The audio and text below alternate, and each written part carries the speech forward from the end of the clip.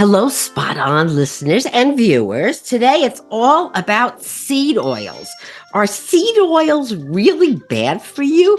Well, if you're on social media, you may think so. But once again, what you may be reading or viewing on social media may not be accurate. Hello. So today we're going to bring on a guest who just wrote a fabulous article all about this and set the record straight about seed oil. Okay, so we're back here and with my guest, Sarah Glinsky, and she's a registered dietitian and she is a journalist and she writes all about different nutrition topics. She her her work has been seen in Forbes, Well and Good, Live Strong, Everyday Health. I mean, she's on all these places.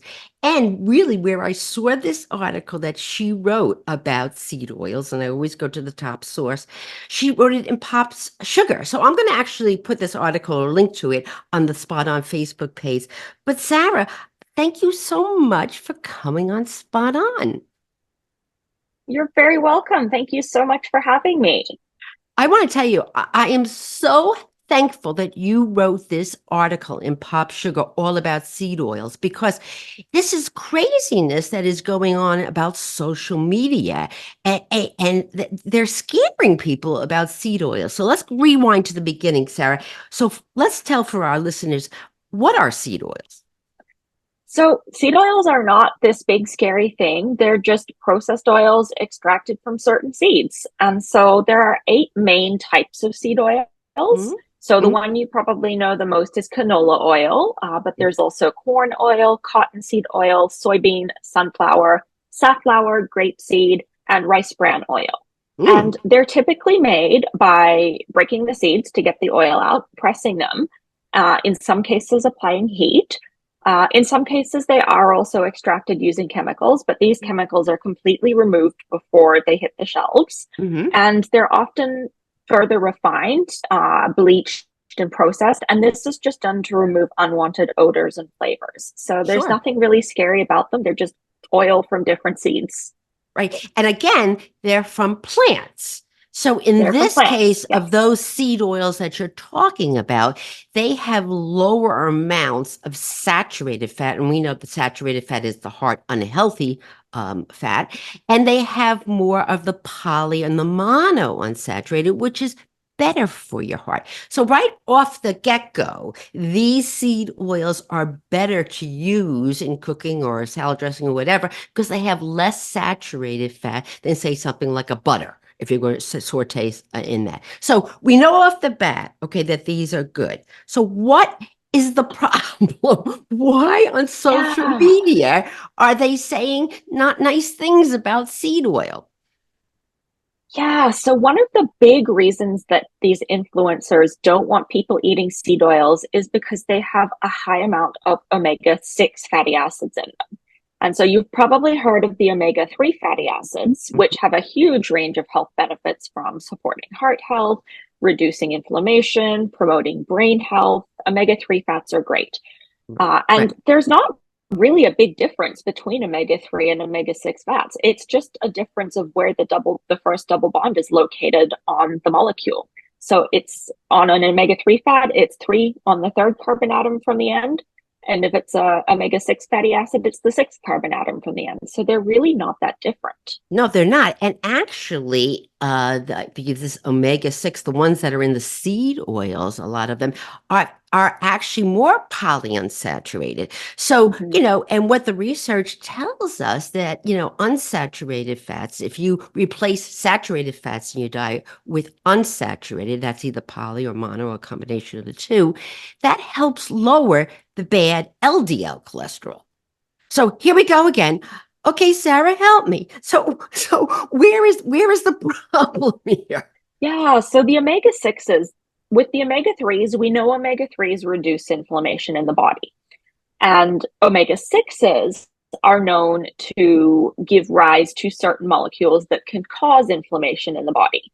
But before you freak out about inflammation, Mhm, it's something that's very natural and normal. And mhm. a certain amount of inflammation in the body is needed to protect your body against injury and infection. But the reason omega-6 fatty acids are getting all this heat is that the ratio of omega-3s to omega-6s is different than what it used to be. And so historically, humans would consume about a 1-to-1 ratio of omega-3 fats to omega-6 fats. Nowadays, people tend to eat a lot more omega-6 fats than omega-3s. And so way back in 2007, some researchers hypothesized that eating this higher ratio of omega-6 fats promoted chronic inflammation and was therefore associated with metabolic diseases like diabetes and heart disease. But it's not quite that simple, because if you look at research that's come out more recently, in 2017, some research found that omega-6 fatty acids actually weren't associated with an increase in markers of inflammation. And just last year, a study came out that showed that omega-6 fatty acids were actually associated with reduced heart disease risk. And so we can see that when you look at different research, you get different answers. And so it's not really this cut and dry answer that people are looking for. This whole thing about the ratio, and then I love the word you use, hypothesize. Okay, hypothesize. Okay, ratio, it should be 1-to-1. All right, maybe it was 1-to-1 years ago, and maybe now there's more omega sixes. But really, the take home message is the poly sixes are really good and help lower that LDL cholesterol. So the omega sixes, they're rich in those seed oils we just said. Omega threes is got fatty fish. What else what's good sources of omega threes? Walnuts, chia Okay. seeds, flax seeds are a really good source. Certain types of algae are a good source. So if you're vegan, you can still get these omega threes from like an algae omega 3 supplement. But fatty fish is the one that is kind of the easiest way to get it because it's the most readily available Right. form of omega 3s. I think the take home message here is very, very important, is that we got to get the saturated fat down in the diet because that increases the bad carrier form, the LDL cholesterol. And the way to do that is to replace saturated fat with either polyunsaturated fats, omega-6, or omega-3s. So it's the ratio may not be a big issue any longer. Let's just make sure we get the saturated fat down in the diet, and using these seed oils or using the flaxseed and of course the fatty fish, please, all of it is going to get you a better a diet that has less saturated fat in your diet. Now, what I've read is that a lot of people think, it's true, that a lot of seed oils are in like sweets and chips and things like snack foods. Okay, clearly, because the snack food's going to have some fat in it. But is it really the omega-6 in the snack foods, or is it the snack foods? Is it the fact that our diet is too high Right. in snack foods? Right. And that's the thing. It kind of begs the question is it the omega-6 fatty acids from the seed oils that are causing all these issues? Or is it the fact that people are eating a high amount of ultra processed foods that contain refined carbohydrates, sugar, sodium? And so what we see is when a person cuts back on these foods, they're reducing their consumption of all of these things, not just the seed oils. And so it's hard to say which is actually responsible for the health benefits. Right. And one thing that I also want to mention that I'd be remiss if I didn't mention this is that overall diet quality is strongly associated with socioeconomic status. Hmm. And so, in other words, people who tend to eat more of these ultra processed foods, which tend to be less expensive than foods like fruits and vegetables, also tend to experience more of these external stressors like poverty and discrimination. Hmm. And so, Hmm. you have to ask yourself, is it the food causing all these issues, or is it the living situation that these people are in? And so I think it's important to remember that when we're talking about ultra processed foods, because you have to look at the context in which people are eating them. That's right. Absolutely. Absolutely. And, we did a podcast, recently or last season about ultra processed foods. And this whole issue is this category of ultra processed food. There's a lot of food in this category that are quite healthy. And so you Mm-hmm. have things like breakfast cereals, whole grain breakfast cereals are quite healthy. You may have like a seasoned canned beans because whatever's been added to it is in this ultra processed food, and they are quite healthy, and affordable. So here we go back to Hmm. what you were saying. So we know we should be getting some more omega 3s in our diet. So more of those, fatty fish and the walnuts, as you said. But there was something on social media talking about, oh, when you heat these oil, like if I'm making a stir fry and I'm going to use canola oil in it, that's going to cause the problem when it gets heated. So could you please straighten us out about this? Yeah, so there is a little bit of truth to this. Regularly reheating the same unsaturated oil over and over again, such as you would see in like a deep fryer or Okay. something, that can actually produce chemical compounds that aren't beneficial for humans. And so, if you're reusing the same unsaturated seed oils over and over again, you run the risk of consuming these compounds that are harmful. But cooking with seed oils at home typically isn't a concern because you're not reheating the same oil over and over again. That's right. That's absolutely correct. I mean, what you put some oil in the pan, no matter what it is, canola or soybean oil or whatever it is, and then you're sauteing it, and then I'm hoping you wash the pan. So, so, Yeah, so you're going to wash it all away. exactly. So again, here we go that we're getting all of this, loud noise on social media about that heat is an issue with these omega 6s, these polyunsaturated sources of seed oils. But really, it isn't. Not in your household when you're cooking or you're baking. And the worst thing we want to do is to say, I'm not using these seed oils and I'm going to go back to using more saturated fat in my diet, lard, or the butter that's in your diet. Or my favorite, Sarah, coconut oil. Can you tell all of my listeners about coconut oil? Oh, coconut oil. I typically don't recommend coconut oil as a substitute for seed oils. And this is because coconut oil is high in saturated fat, which can increase your LDL or bad cholesterol levels. And so some people will say, well, coconut oil has lauric acid, and lauric acid is better for you than the other saturated fats. But despite some potential benefits of lauric acid, the evidence on its overall impact on heart health is really inconclusive. And so, until we know more about the effects of coconut oil on heart health, I typically don't recommend it. If you want to use it once in a while, like if you're making popcorn or something and you want to use it Mhm, once in a while, that's fine. But mhm. I wouldn't use it as my main source of fat. No, and people don't realize that coconut oil is one of the most saturated sources of saturated fat in the diet, more so than like meat, so Mhm. it's really, really important. And we've seen that people are going over to coconut oil and using it all the time, and they're just increasing the sources of saturated fat in the diet, which is now you're going to be raising or potentially raising that bad LDL cholesterol. So again, even though coconut is a plant, it's one of those tropical oils that's very, very high in saturated fat. So, again, we don't want people being scared of seed oils, going back to butter or lard or going to coconut oil because they're afraid of something that's misinformation. And I'm glad you really did a deep dive into this. So, what made you write this article? Is it all the noise you were hearing? Yeah, so my editor actually came to me with the topic and she just said, Sarah, we're getting so many questions about this. Can you write about it? And I said, absolutely. I would love to write about it because there is so much misinformation.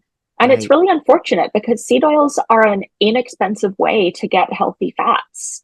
Yes, they are. And canola oil is less expensive than olive oil, and it still has Mhm, a good source of monounsaturated fat. It's perfect. And some people maybe can't afford olive oil, mhm. and so, but says, I don't want you feeling bad about cooking or sauteing with canola oil, which is just as good. It might be cheaper. So a new oil that's coming up, and a lot of food companies are using is avocado oil. So can you tell me a little Mm. bit about this? Yeah, so avocado oil, it's got a lot of those polyunsaturated fats as Hmm. well, Hmm. but it's not a seed oil. So that's why I think a lot of companies are starting to use it, is because it's not a seed oil. Hmm. People are less afraid of it. Hmm. Avocado oil is a really good alternative to olive oil when you're doing high heat cooking because avocado oil has a higher smoke point. And so the smoke point is just the temperature at which the oil begins to smoke and break down. And so when you cook with an oil above its smoke point, it can release potentially harmful fumes and stuff that you don't really want to be eating. And so olive oil tends to have a lower smoke point just Okay. because it's not as processed. And Hmm. so if you're looking for a high heat oil that you can use at higher heats, avocado oil is a good option. If you're really set on avoiding seed oils, which you shouldn't be because there's nothing wrong with them. Right. But if you did want to avoid them, avocado oil would be a good option for high heat cooking. So give me an example of a high heat cooking. Would that be like a stir fry? So anything above like around 400 to 450 Ooh. degrees. Oh boy. So Okay, that's it has high. to be quite high heat. It's high Oh, heat. okay. Okay, Yeah. it's really, yeah. And again, when you're stir frying and you're sauteing vegetables, you're not really that high. And more importantly, you're not doing it for that long. No, Yeah, exactly. right, right. So I guess, what we want to say is that there's nothing wrong with these seed oils. Enjoy them, and enjoy them. Don't go over to coconut oil, which is highly saturated fat. Is when it comes to baking, is it one oil like a taste better than other, or does it matter when you're baking? Honestly, when I bake, I use margarine. Soft Hmm. margarine is Hmm. fine to use. Hmm. I don't know in the States if there's the same rules around having hard margarine. I know in Canada, those harder margarines are not sold because they contain a lot of trans fats, which are definitely a no-no for heart health. And so if you can use soft margarine, which doesn't have those hydrogenated oils in it, that's a good substitute for butter when you're baking. But having said that, sometimes I use butter when I bake because I don't bake all that often. Right. And that's exactly correct. Let me just tell you, you have to come over from Canada, although I may come up to you because I love Canada, because in the United States, trans fats are not allowed to be added to food. So you can't have any food with it. So so if you're going to have margarine, you don't have to worry that they're not allowed to be used in the food. But you're right. I don't want to make butter bad. Listen, when I'm having a grilled nice ear of corn that's just like fresh and local, I'm putting a little bit of butter on that, honey, because let me tell you, Mhm. nothing tastes better than butter on that. So again, Yeah. it's all about using it. But what we really wanted to just get today is to the bottom of this, and to get the word out. And to stop this nonsense about, talking bad about seed oils, because there's really nothing wrong with them. Stop listening to people on social media that have no background in this. Start listening to you and your writing is. And again, I'll put this a link to where your website on the Spot On Facebook page, and also this article that you wrote. So, again, thank you so much for looking at this, diving deep, and let's set the record straight. This is one of the major reasons why I started this podcast, is to get rid of all the misinformation that's out there. And so tonight I may have a stir fry. And I may use I'd say go canola for it. oil. Yeah, let's go for it. So, Sarah, thank you so much for coming on Spot On. Oh, thank you so much for having me. It's been a great time.